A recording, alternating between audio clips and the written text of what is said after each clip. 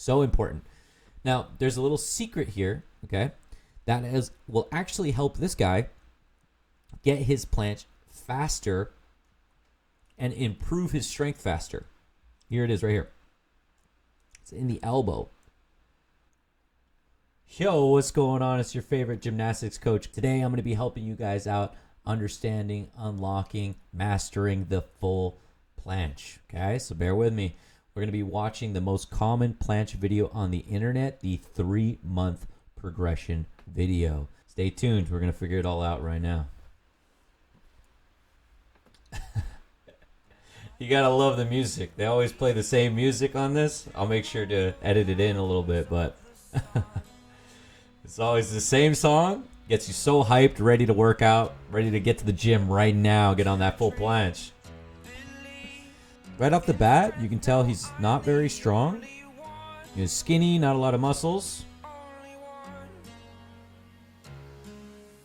I mean, I don't even know what that is. The parallel Maltese press, yo. Oof. Okay. Let me go down over here. Okay. First of all, you're going to do handstand push-ups like this against the wall with your back to the wall. Don't do it. Don't do your handstand push-ups like this. It's going to put way too much pressure on your wrist. You're arching your back in order to get your feet on the wall, so it's going to put pressure on your lower back instead of putting pressure on your shoulders, and you're not even hitting the front delt very well in that position. It's just an extremely suboptimal way to train handstand push-ups. What I'd recommend, you do V push-ups, work on those V push-ups, maybe put your feet on a block and make it harder, and then go belly to wall handstand push-ups by leaning forward. You're eventually going to get that beautiful straight line handstand push-up. With these, they're going to be like those archy push-ups, and they're not going to make your shoulders as strong as you need them to be to develop the planche. So already, especially when starting out at like, tuck planche, pseudo planche push-ups, stuff like that, stuff that we're watching in this video, you're definitely going to make a lot of mistakes, and you're going to choose a lot of suboptimal exercises, this being one of them. So just avoid this one. It's going to make your progress a lot quicker. This is so common right here. You're working on advanced tuck planche. Your tuck planche is like pretty solid. You can hold it for like 10-15 seconds. And then you're just like not able to hold advanced tuck. Super common. Don't get frustrated. Just keep grinding at it. Maybe use a thin resistance band to help you out, but you'll get it. You'll get it. Just keep going. And you can see he's grinding it out. He's doing exactly what he needs to be doing.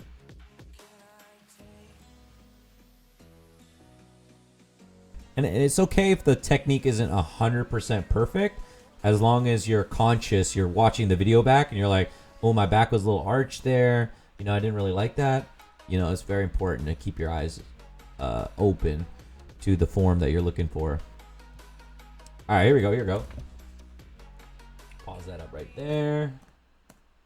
Yeah. So here is the advanced tuck position. Let's talk about what he's doing right and what he's doing wrong. Okay. All right. So check this out. First of all, he's depressing his scapula, which is a fancy way of saying that he's pushing his shoulder down. So you can see that he has a nice long neck and his shoulder is being pressed down.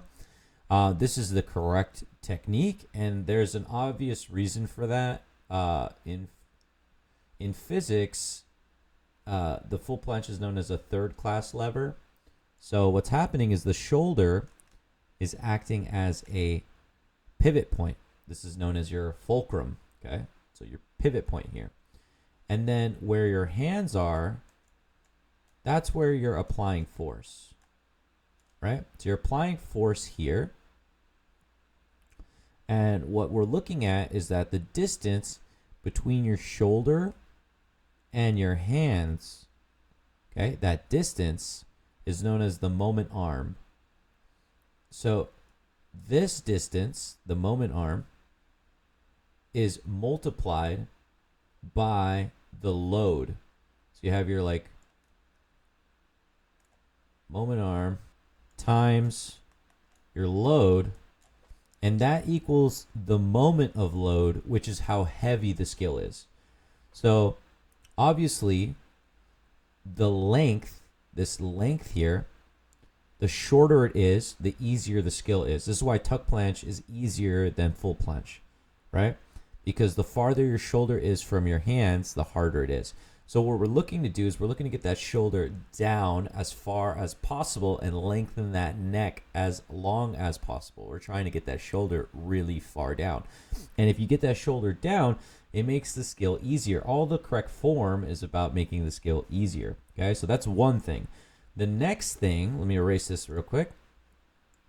The next thing is the protraction. So protraction is when we're pushing our hands away from us, so our shoulders will protract. It'll round. It'll look like your chest is round or your back is hollow.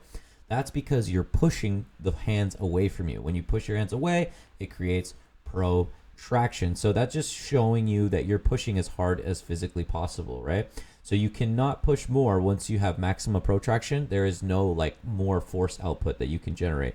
So that's the correct technique, because we want to be pushing as hard as possible to lift our load up, right? So protraction is necessary, but it's okay if you don't have optimal protraction in the beginning, because what we need to do is we need to develop the strength in our shoulders and chest. So the idea is always try to push your hands as far away from you as possible, but don't be super obsessed with the chest being round. As you get stronger, it'll round out more. Does that make sense? But if you try to just like round and round your spine, your shoulder will come up to your ears. So it's very important you don't do that. The shoulder needs to stay down. That is more important than the protraction. Okay? Understand that. More important that the shoulder is down.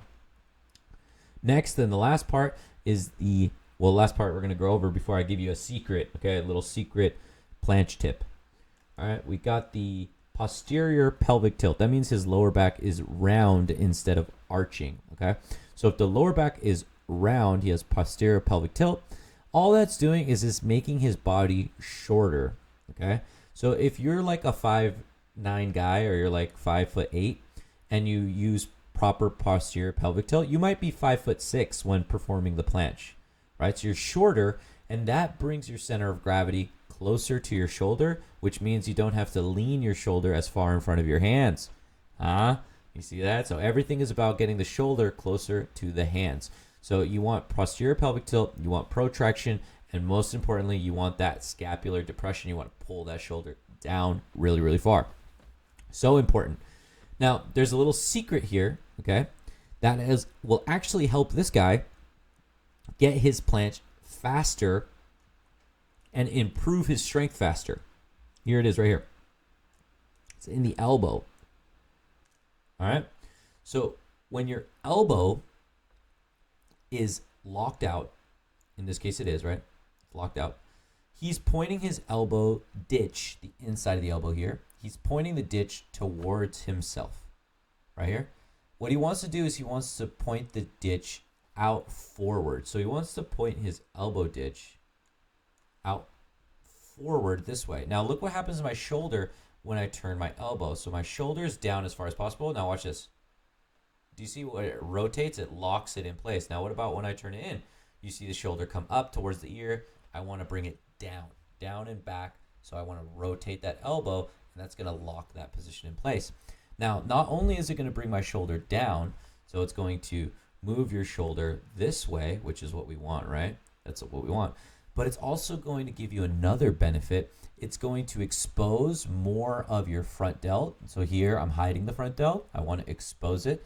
And it's going to expose your upper chest in the movement. So now you can use your front delt and your upper chest to press that planche position instead of hiding your chest and hiding your front delt, which makes it way harder. Now, I'm sure you guys have heard that before in some of the planche tutorials. If you guys are like watching some of those on YouTube, they're like, oh, turn your elbow forward.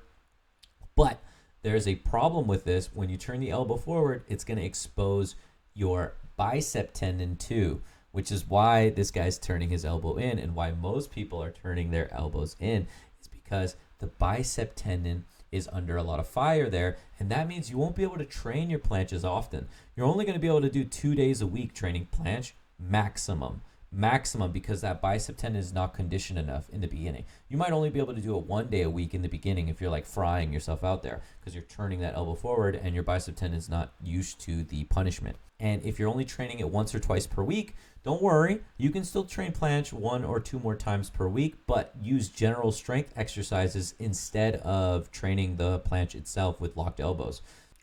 And what did we go over in that last little rant I just did? Basically, the closer the shoulder is to your hands, the easier the skill is going to be. And that means that people who are like 5'2", like they're lighter and shorter, it's going to be more of an intermediate level skill. And if you're tall and heavy, let's say you're like 6'1", 195 pounds, now it's like an elite level skill. Okay, so it's a big difference because it's multiplicative. Yeah, the farther your shoulder is from your hands, it's multiplied against your load. So if you weigh more and you're taller, it's much, much, much more difficult. So this guy, he looks really light. He was very skinny when starting out. That's going to make this an intermediate skill, which is something you can learn in 3 months. A lot like the muscle up, right? A lot of people learn muscle up in like 3 months because it's an intermediate move. But if you're 5'10" watching this and you're like, getting inspired by these videos and you're like, oh, I want to learn my full planche in a year, it's not going to happen. It's not going to happen, dude. At 5'9", 5'10", 6 foot, if you're a decent weight too, you're not going to learn full planche in 1 year. It's going to take you years of good, solid training because it's more of an advanced level skill, getting close to an elite level skill. So keep that in mind. Don't get discouraged if you notice your planche progress is a lot slower than the guys in these videos. They're much shorter than you. They're much smaller than you. And you're going to improve a lot slower than them because the skill is harder at your weight and height. That makes sense. That doesn't mean it's impossible. And trust me on this, I'm going to give you guys some ideas on how to train for it even at a larger size. Okay? Here's my main advice takeaway at the end. Okay? Here you go. Train the planche twice a week. Okay? Use a thin band only until you start to get past the tuck progressions. Okay? So here are the tuck progressions. You have regular tuck planche. You have advanced tuck planche, and then you have super advanced tuck planche, which is where your hips are as open as possible while maintaining posterior pelvic tilt. Okay, you might not be able to get completely flat like half lay because you're maintaining posterior pelvic tilt. Once you can hold all of those positions for 10 seconds, then you can start to move on to straddle and to full planche. Once you're moving on to full planche and straddle, you can use a heavy band to practice the technique because it is so much different than what you learned already with the tuck planches. But with tuck planche, use a thin resistance band only and when you're transitioning in between the next progression. So if you can do tuck planche for 10 seconds, use a thin resistance band, work on your advanced tuck, build that up to 10, and then take off the resistance band, build that up to 10, then move on to super advanced with a resistance band, build that up to 10, and then do without, build that up to 10.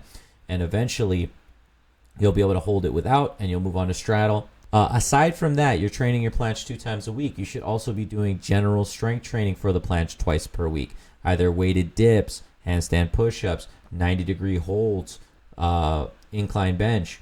These are excellent exercises that you should be working on twice per week to build up that general strength because the bicep needs rest, right? You need to rest it. And after every session, you should be doing bicep curls to ensure that the bicep muscle is strong enough, big enough to give some support to that bicep tendon. All right. So you want to condition that up. Not heavy bicep curls, just, like get a nice pump in your bicep going. It'll help protect that bicep tendon and help it recover properly. So those are a couple of my tips to help you guys get there a little bit quicker. I hope you guys enjoyed it. Just so you guys know, should take you between 1 and 3 years to develop your full planche if you're an average size, average weight person. Okay. And if you're able to do it faster than that, that's extremely impressive. You might have already started off with a pretty good base, or you might just be genetically inclined to it. You're able to get your shoulder really close to your hands, and it makes the skill easier. All right. Hope you guys got some good takeaway from this. Make sure to get out there and train hard and get those full planches. All right. Let me know what you guys think in the comments. I'll see you guys later. Peace.